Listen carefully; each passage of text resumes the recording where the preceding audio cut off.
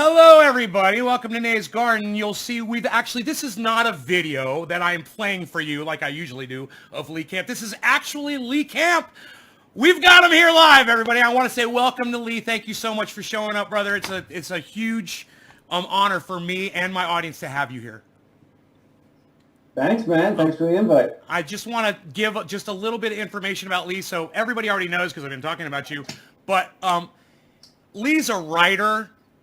He is an actor. He is an author. He is a stand-up comic, host of Redacted Tonight, a show that includes current politics and sketch work between Lee and his psychotic roving reporters. Russia TV stand-up comic, unafraid to expose the hypocrisy that is our current political system. Wrote for The Onion. Moment of Clarity is his new podcast. You guys need to all check that out on YouTube. He's doing a joint with Graham Elwood, who everybody knows here. Check that out. He's doing another joint podcast with, I forgot, what is her name? I'm sorry. Is it? Eleanor Goldfield. Eleanor. And check out that podcast as well. He's got so much going on. And there's even more credits here. He was featured several times on The Green Room with Paul Provenza on Showtime. And something that we're going to talk about a little bit later, but I'm going to just mention it, was also seen on a Law and Order episode. The character's name was Bart. And we're going to talk about that as well. This is something that I didn't know, and I promised my audience they're going to learn things about you that they didn't know. First and foremost, I want to say, did I miss anything? And if there's anything that you want to promote that you got going on right now, top of the show is when I like to do it. The floor is yours. You got most of it. I don't know if you said my TV show is called Redacted Tonight, and even though it's on TV, everyone can also watch it on YouTube. So you can get full episodes, youtube.com/Redacted Tonight. So that's the main thing, I guess. Oh, and my new book is at leecampbook.com. It's, comedy, revolution, politics, all those things. Okay, great, man. Thank you so much for sharing that. And yeah, I definitely will be mentioning Redacted Tonight more. That is the most exposure that I had to you was through that program. I've watched it all the time. I still catch it when I can. Things are changing with, all podcasts, and people are spread out all over the internet, and it's kind of hard to keep up. I think it's very important that everybody knows that you are doing that podcast, that I think you're just doing so much with it, with Moment of Clarity. When did you start Moment of Clarity? How long ago did that podcast start up? Well, the name Moment of Clarity has it's got multiple manifestations. It started as short web videos, I'd say in 2010 maybe, and it kept growing, and it ultimately became successful enough that RT asked me to create a comedy show, which is how Redacted Tonight came about, and. But yeah, now it's a live stream I usually do on various topics that everyone can get at leecamp.com. But there is a podcast also called Moment of Clarity that is all of the audio from Redacted Tonight and various other things I do. So that podcast has a lot of my work on it. Okay. When you were younger and you were into acting, I'm assuming before you were into politics, is that correct?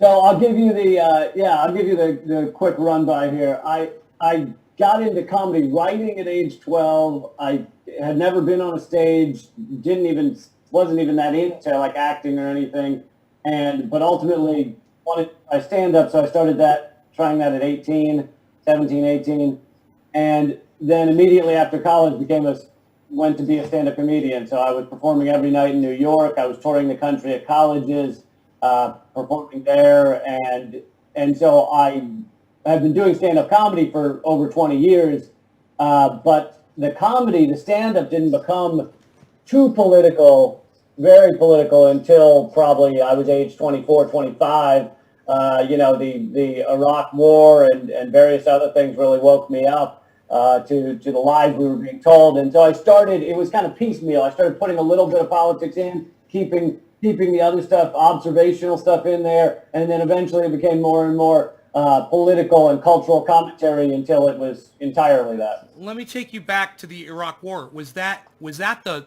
moment of clarity for you?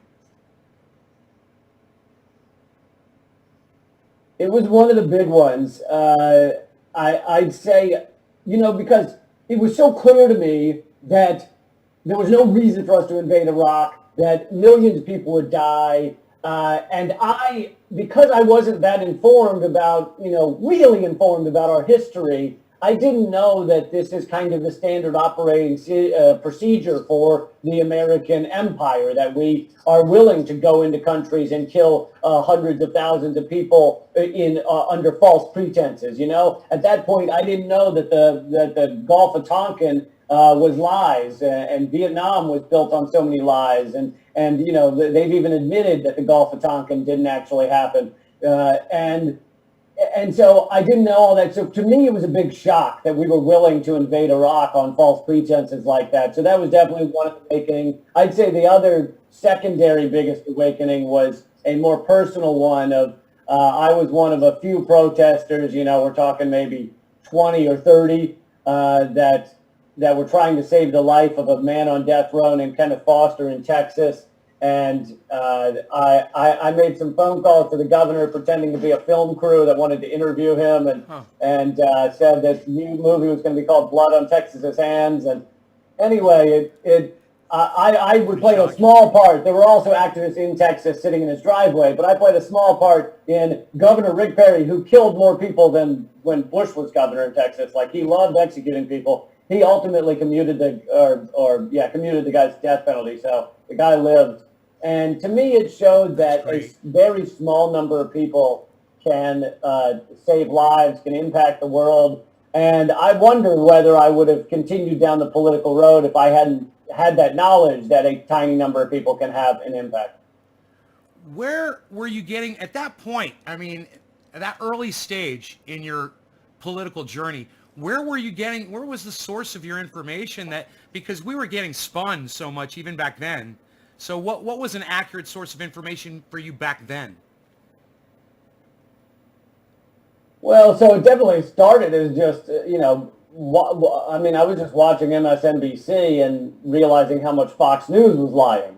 And then I started realizing how much MSNBC was lying in just a different way. Right. One's lying for the neoliberals, one's lying for the neocons. Right. And I'd say a pivotal news source was definitely Democracy Now! I don't know how many people are familiar with Democracy Now! Yep.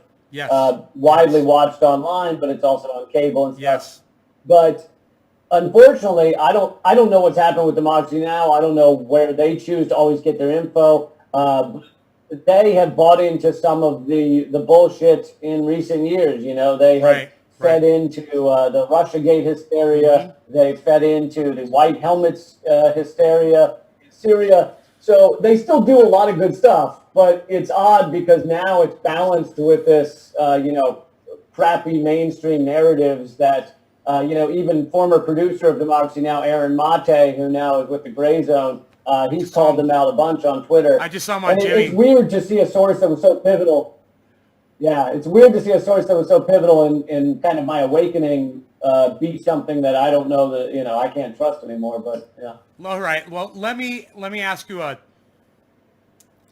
question around what you like to talk about, what I hear you talking about all the time. And I'm noticing that even in this interview, I'm trying to keep it personal, you'll go and you'll start talking about the things that inspired you, and then you'll start talking about those things. And I want to try to keep those little explosions short because people are going to be able to get that on your podcast all the time, right?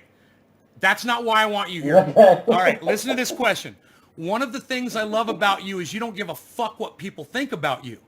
You got your long hair, you got your unpopular views, you have absolutely no need to share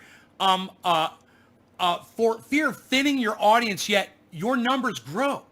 And how do you explain you're constantly relaying horrible news all the time, man, and people are growing and people are coming to you and your numbers are getting bigger and bigger. How do you explain that? Well, thank you. I have to negate some of what you're saying. Okay. Our numbers have definitely grown. We've become a very popular TV show, Redacted Tonight. But thanks to a combination of suppression, my Facebook page has been capped for years, and our YouTube is not, even when we post a video, it's not shared with the subscribers. So our numbers have either stagnated or gone down in a variety of ways. And I think it's mostly suppression. But the other thing is that, like you said, I'm not really chasing most of the ratings. If I were chasing the ratings, even as a counterculture guy, I would probably be doing a day by day. This politician said this. Joe Biden did this, and I will criticize Biden, but I don't spend. That's not the bulk of my time. I feel like electoral politics should be a small portion of our discussions, and a lot of our discussions should be about the entirety of our world. I don't know if I'm answering your question correctly or not, but this is the way my mind works, so I don't know how else to answer it. No, you're answering the question. So, I mean, that's what's interesting. To make it personal, that's what's interesting to me, and what I feel people should be interested in is the core issues, like what is it at the root that is causing these problems? Unfettered capitalism is the idea of infinite growth on a planet with finite resources. So no matter what that politician said that day or this politician said this day, we still have a gravity of a system that is destroying the natural world. And so to me, that's more interesting than what Nancy Pelosi tweeted. Right. I will insult those politicians, but if I were really chasing views, it should be Nancy Pelosi all the time. Right, and I just can't bring myself to do it. Or an empty Trump podium all the time, but I don't even want to talk about that because my audience is well-versed on that. They're also well-versed on the suppression of your views by YouTube because me being a cannabis-based channel, I started, 10 years ago, live streaming about 5 or 6 years ago. I got algorithm down. I was doing really well, and I got suppressed. So my audience really sympathizes with you, Lee, when you talk about the way and it's not just YouTube, it's Twitter, it's Facebook, it's Instagram. All of them have these algorithms set up to suppress us, and my audience knows, man. So we're definitely in your corner, and we understand where you're coming from. Okay, next question. Yeah. From the name Redacted Tonight, and I'm assuming you came up with that name. Was that yours? Redacted? Actually, fun story. Redacted Tonight is the only thing about Redacted Tonight that I was not involved in coming up with. Interesting. The entirety of the show, everything about it. I write all my own stuff. I came up with all the segments. And et cetera, et cetera. But when RT America said, "Can you create a comedy show that's fully yours and you'll have freedom to do what you want?" They said, "Here's a name we like." I got to tell you, I loved it. You love the name? Yeah, no, I'm down with the name. The name's good. Yeah. All right. Should redacting be illegal? Should redacting be illegal? That's interesting. I'd have to think more about fully illegal, but I do believe that the level of government transparency we've lost, which is what redacting does. It covers up what your government generally is doing. And the amount we've lost is just incredible. I mean, nothing is known about what our leaders are doing. And when something comes out, and I know you don't want me to go off on a rant, but now would be when I would do the Julian Assange rant. When something comes out, that person who revealed it is persecuted, is attacked, is maligned, is the mainstream media jumps in to make sure to insult who they are as a human being. I mean, yes, Snowden, for example, has escaped being imprisoned in the U.S. for 100 years, but he's not escaped the mainstream media calling him all kinds of trash and traitor and all this stuff. So, our government is incredibly hidden, and this is under Obama as well. People love to be like, oh, well, Trump is not, revealing what's going on. It's like Obama avoided more FOIA requests than like any president before him. I mean, there has not been transparency in this government for a long time, if ever. And so, yeah, and they just say national security. They just say the secret words, national security, and everyone goes, ooh, that means I can't even ask. Like, fuck you. It's our goddamn government. Right. So I heard you. This is a quote from Lee Camp. The completely fair and super awesome trial of Julian Assange. That's called sarcasm. You know it's good writing when someone reads your stuff back to you and it makes you laugh. You're a great writer. And how did the whole Onion thing start? How old were you? How long did you spend there? And I got questions about the Onion, bro. Yeah, the Onion. When I was in college reading the Onion and just being floored by how brilliant it was, I never thought that I'd get the chance to write headlines for them. But I'd been, like I said, I've been doing stand-up over 20 years. At that time, I'd been doing it over, I've been doing it for 10 years or so. And I knew it's very hard to, at least at the time, it was very hard to get in touch with the Onion. I mean, the Onion wouldn't answer submissions. They wouldn't answer letters for the most part.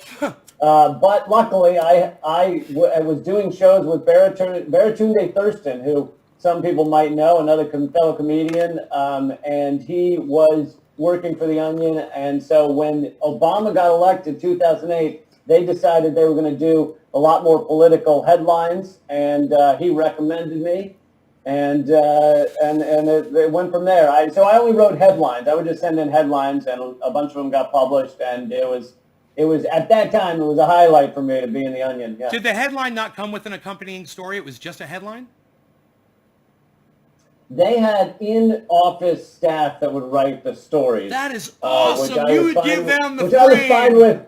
You give them the frame, and then they make the painting. I love it. Yeah. Which I was fine with because I just wanted to write the headlines. So. Well, not if you're getting paid by word, bro. They're getting paid per word. Oh, you want to know what I got paid for writing for the Onion? I got paid $25 a headline. Wow. $25 a headline. So, that's not so bad. So that's not so bad. If I got lucky, I'd walk home with $50 that month. So I've got some questions around the Onion. Okay, it's interesting because you wrote fake news. I mean, you literally partook. Fake comedy. It is, but the problem, Lee, and you know the problem with that is how many people out there get fooled by the Onion still to this day. People don't realize, they think it's real, and for someone like you, you're like, I could imagine your attitude just be like, fuck them if they don't get it. But what's your take on all of that whole position? Well, I would be I think a lot about whether people are getting out of my TV show. The Onion headlines are the Onion headlines. I wrote those for the comedy value for the most part. I like making a point, but if people didn't get the point, it didn't bug me because it was meant to be comedy. Right. But with my TV show, which has a lot more nuance, a lot more than just a headline, I hope people are getting out of it what I want them to get out of it. Like, I want to inform people on these issues, and if they're getting the reverse take out of these things, then I have failed. So I often may do a 5-minute segment that's fully sarcastic, like you were quoting the Assange line. I could do a whole 5-minute segment that's like, this trial for Assange is awesome. It's just, they've totally done away with all this annoying precedents and rules and things, and they're just having fun with it, man. Swing for the fences. I could do something like that, but if I just left it at that, and I do that and I go, hey, now we got a break, you're going to have idiots who are like, oh, I guess it's cool then.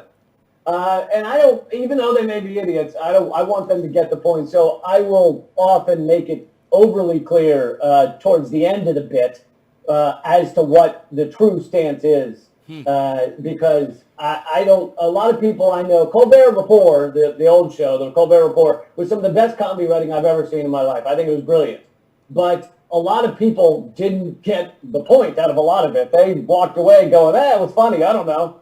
And I don't want my show to be like that. So. All right. Well, with, the whole Yellow Vest movement that almost started here, and then the protests that definitely are going on, I'm always looking to a polarizing figure to kind of bring some sanity to the chaos.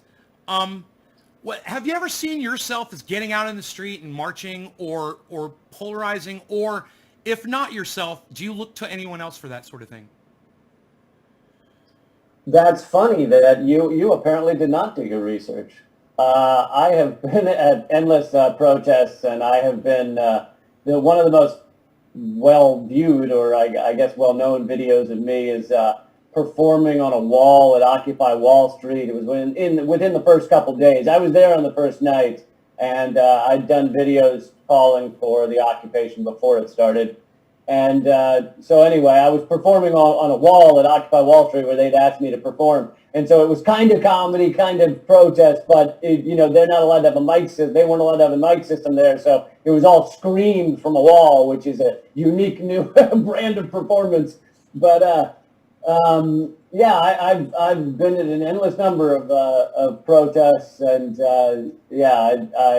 but I've been to fewer maybe in the past few years, just because I have been so overwhelmed with everything I've been doing. I mean, writing the entire show and I'm basically one of the producers, so I'm producing it as well, and it is truly time consuming, but I'm still out there some. I try and find time here and there, and I also just feel like I tend to help a movement or a protest or an action more by doing the segments about it and raising people's attention to it than necessarily by standing there. But that doesn't mean I don't go out there.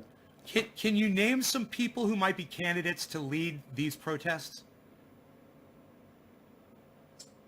To lead protests, well, I mean, here's the thing: is like there are amazing activists who are generally not that widely known. People with mutual aid. Often these are people of color, women of color, who the reason they are such incredible activists and organizers is they are on the ground. They're doing the thing. They're at the mutual aid. They're at these protests. They're speaking to people, but they're not television personalities. They're not a stand-up comedian. And so you may see an interview with them here or there, but they're not spending their time, we all have a limited amount of bandwidth in our brains. They're not spending their time trying to figure out how to be on TV the most or write for some outlet the most. And so you probably don't know their names, and I might not even, I don't know a lot of their names, but they are there, and people should find them and speak to them and work with them and volunteer for them. And then you have kind of the quasi-celebrities who are very informed and standing up for what is right, such as the Chris Hedges out there, or yes. A variety of others. But we are personalities, and we have devoted our time to Chris. Will say that he has devoted more time to the state than he'd like to, so he's not planning on getting arrested anytime soon. And so Chris is a great writer and a great speaker, but if you're looking for the organizers, people should go find them on the ground. Right. I saw you on your appearance, which was just a segment of your stand-up for the People's Party, and I watched everyone else speak at that as well. It was an online convention, and I was so happy to see that you took part in that. Even though you couldn't be there personally, it was still, it sent a message.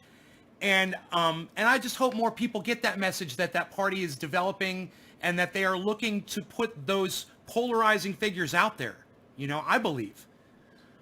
Yeah. What I like about Movement for a People's Party, especially right now, is that for one thing, people can get involved with them and find out what they're about and everything without it having to do with the presidential election. They're not running a presidential candidate this year, right. So everyone who wants to get down in the Biden versus Trump debate can feel free to do that. But you can still look into MPP, what it stands for and everything. And, Nick Brana, I think, has done great work to build that up and build it going forward. And, it's increasingly becoming clear that we need a new party, multiple new parties. The two-party corporate structure has been 100%, 110% bought out, And so that's why you need third parties. I mean, even if it were a third party that I disagree with, it's like you need alternate viewpoints rather than this corporate shit show. And so, yeah, I've done some things for MPP, but I've also, been at events for other parties I agree with, like Green Party candidates. There are people that are anti-corporate and standing for justice and standing against the endless Wall Street greed and the endless militarism. Like, I will support them, but you're not going to find many in the Democratic and Republican parties. Right. Okay, so Intoxicated was the name of the episode that you were in.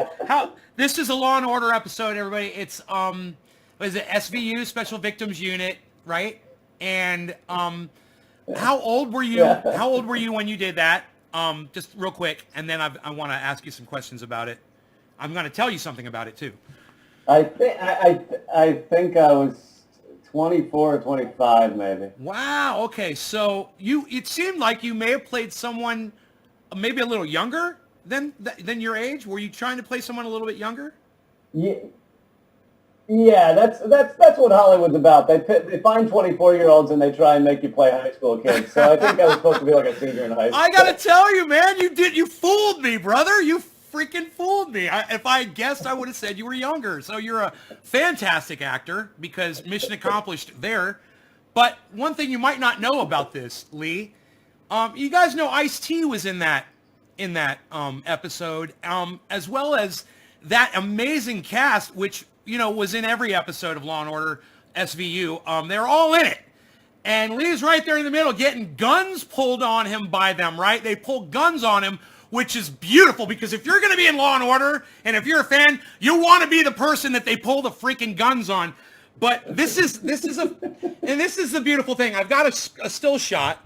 This is this is them. Oh, no. This is them pulling you out of the car.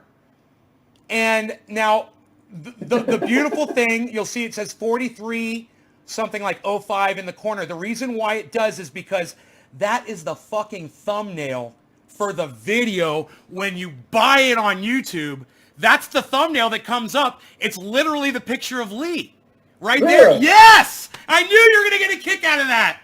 Yes. I didn't know. I know, man. I did not know that. With all those great actors in there. I have. It's you, brother. It's you. That's amazing. Because I only have 5 sentences in that whole thing. Yeah, but you did them well, man. You did them well. In fact, if you want the director's cut, it was negative temperatures out there. So Mariska Hargitay was very friendly.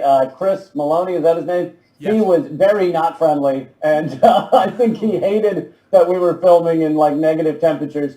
And his job was to pull me out of the car and throw me against it. And so because my mic is on my lapel, he keeps throwing me against it. We do take after take, and the audio guy comes up and tells me, he goes, "Hey, the mic keeps hitting the car. We can't get a good take because your mic keeps hitting the car." And I'm like, "He's throwing me against the car. What do you want me to do?"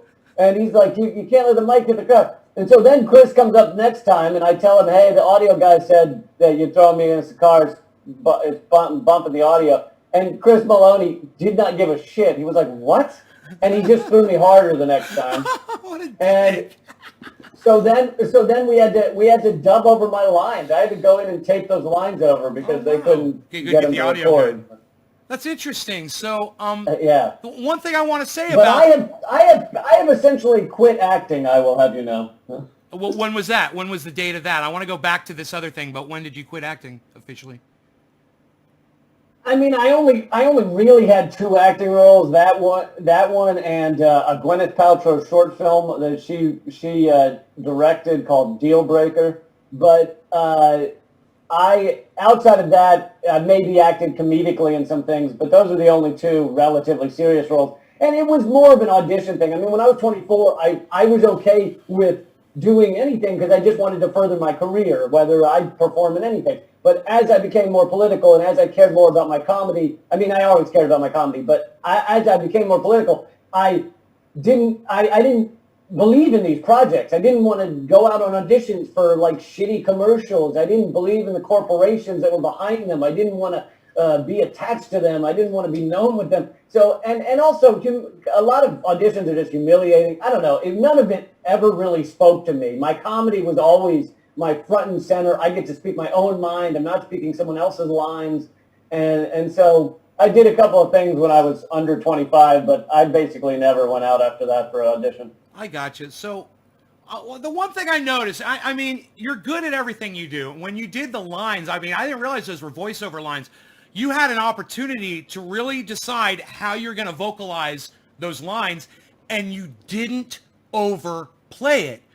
When I watched that scene and I listened to your words, I was really conscious of it. I watched it a few times.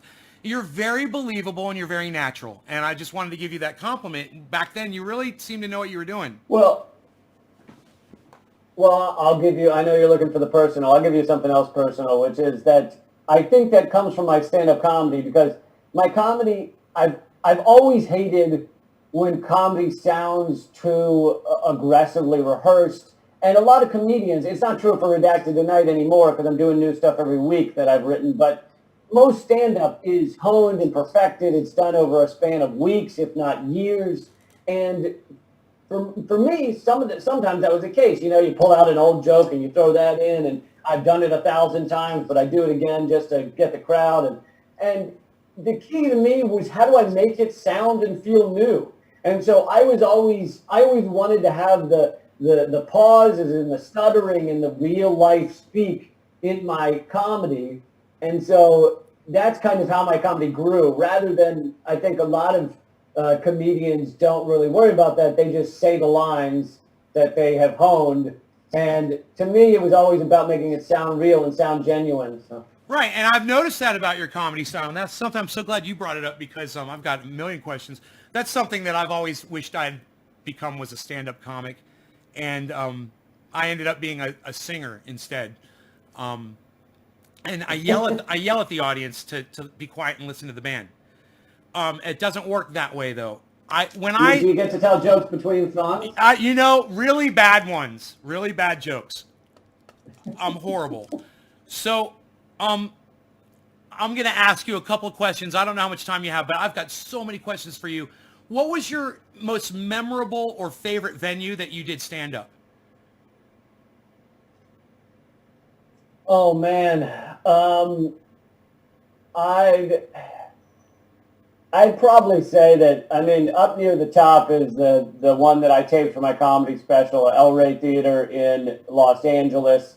Anyone can watch the special for free at LeeCampAmerican.com, but it's rare that you get to play those really nice theaters. I mean, for an average comedian, obviously there's massive names who play those all the time, but it's rare that you get to play those really nice theaters, and that one was particularly special because it was 2 nights of sold-out crowds just for my show, which was really exciting to do. So that was a big night. But you know, I've been on some cool stages. I mean, even just the best known comedy clubs in New York, the Comedy Cellar. When I first got passed to the Comedy Cellar, it was incredible to even be on that stage.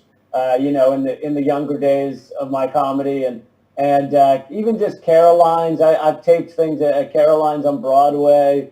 And then there's overseas, you know, stuff. The Edinburgh Fringe Festival, the Stand Comedy Club in Edinburgh is known for being one of the best in the UK, and to share that stage with some of the greats. I was on shows with you know, Stuart Lee and various others. That it was just cool to even share the stage with them. So yeah, it's been incredible. Wow. So when you were, before you were acting, before you were trying to decide on a career, you had any like just regular jobs? Like I worked at Popeye's Fried Chicken. That was my first job. I worked at Popeye's. Yeah. What kind of normal jobs did you have? So the normal jobs? Yeah.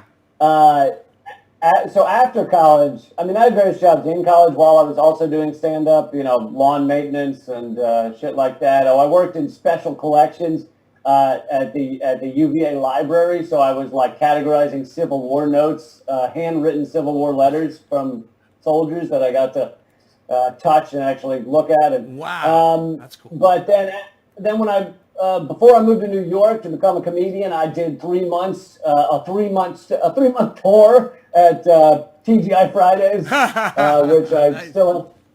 still have PTSD from. That taught me a lot. If you've never worked in food service, just for a month or two, just to learn the fucking world it is and how annoying it is and how everyone's a dick and just all that stuff. People should all learn it. Yeah, it's a and then when I moved to New York, luckily I had about a year of interning at crappy jobs of just filling data into spreadsheets. And luckily, it only took me, within the first year, I was able to start make a living as a comedian because I got a lot of college touring. So I was performing at colleges, which paid the bills. And so luckily, I've been a full-time comedian for coming up on 20 years. Okay, I'm going to ask you some lightning round questions. Just try to go through these as quick as you can, okay? Who are your political influences? Give me some names. Political. Yeah. So these are specifically politicians, huh? Well, no. Like for instance, if you want to say someone like Noam Chomsky, someone that's a political pundit, or Okay, yeah. Because I would personally want to exclude all politicians too. I'm with you on that, Lee. I'm like, I gotta pick politicians. Yeah. In that case, yes, Chomsky's on there, Chris Hedges, even some people that used comedy in creating change. So like Abby Hoffman and the Yippies did that. The Yes Men, I got to work with them a little bit, and they've done incredible kind of using of comedy to create a message or create change. So yeah, those are some big ones. Then of course there's comedians. There's people like Carlin and Bill Hicks, and Doug Stanhope had some very impressive years where he was putting more politics into his comedy, and it was brilliant stuff. Yep. So yeah, those were all influential on me. Okay, so that's also comedic influences. Because, I used to love The Daily Show with Jon Stewart. I used to love that show. And man, I went on watching John Oliver and Stephen Colbert